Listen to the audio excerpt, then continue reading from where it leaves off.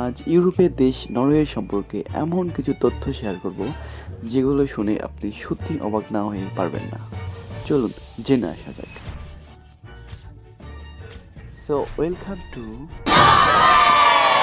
Norway, উত্তর ইউরোপের ছোট্ট একটি দেশ, যেখানে ছোট ছোট বাচ্চা কিংবা নবজাতকদের তুষারপাতের মধ্যে রেখে যাওয়া এটা একটা অত্যন্ত সাধারণ বিষয়, যেটা আমাদের কাছে বা আমরা কল্পনাও নিয়ে আসতে পারবো না।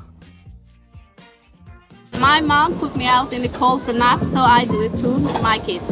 তারা মনে করে তাদের বাচ্চারা বাইরেই সবচেয়ে বেশি সুরক্ষিত থাকে, কারণ শীত নাকি স্বাস্থ্য ভালো রাখে। It strengthens their immune system. তারা মনে করে মুক্ত বাতাস ফুসফুসকে সংক্রামক থেকে রক্ষা করে। They need fresh air so they don't catch cold from each other. তারা এটি প্রজন্ম থেকে প্রজন্ম ঠিক এভাবেই করে আসছে।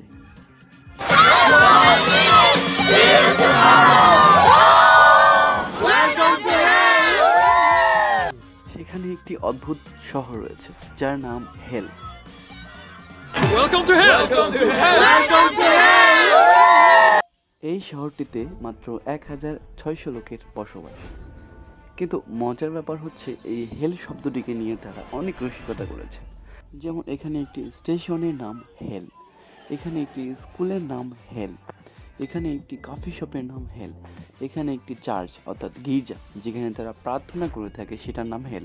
এখানেই থেমে থাকেনি তারা, বরং স্কার জয়ী মঞ্চের যে পুরস্কার সেটার নামও রেখেছেন হেল।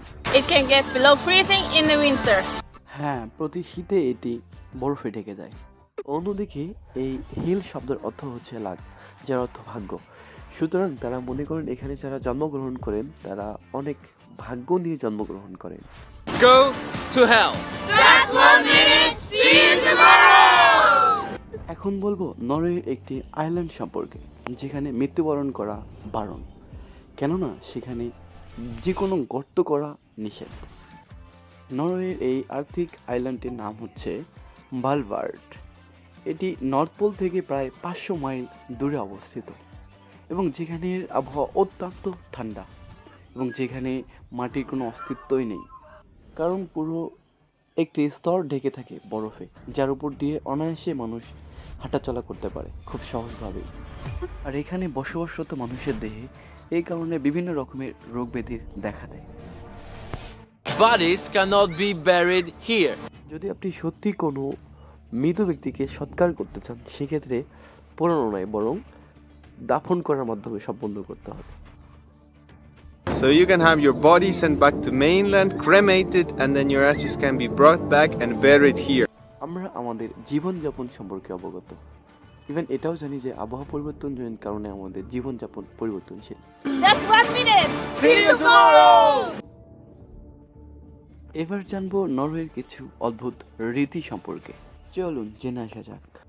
এখানে হেঁটে কিংবা সাইকেলে করে এক জায়গা থেকে আরেক জায়গায় যাওয়া আসা একেবারেই নিষেধ, because they want to design their states like extremely safe.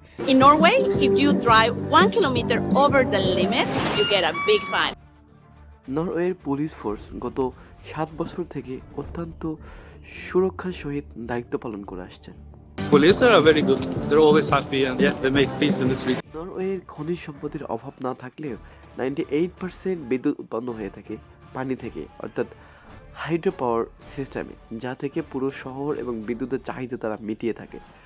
এছাড়াও এখানকার উইন্ড মিলগুলোর সাধারণত ব্ল্যাক কালার হয়ে থাকে, কারণ পাখিরা যাতে সেগুলোর সাথে ধাক্কা না খায়। আরও মজার বিষয় হচ্ছে বিড়াল এখানে একেবারেই নিষিদ্ধ, কেননা অন্য অন্য পাখিদের কথা চিন্তা করে এখানে বিড়ালকে একেবারেই নিষেধ করা হয়েছে। আর এই সব কিছু মিলিয়েই নরওয়ে গত 10 বছর থেকে তাদের সুখী দেশ, সুখী এবং সমৃদ্ধ দেশ হিসেবে বিশ্বের মানচিত্রে অবস্থান ধরে রেখেছে।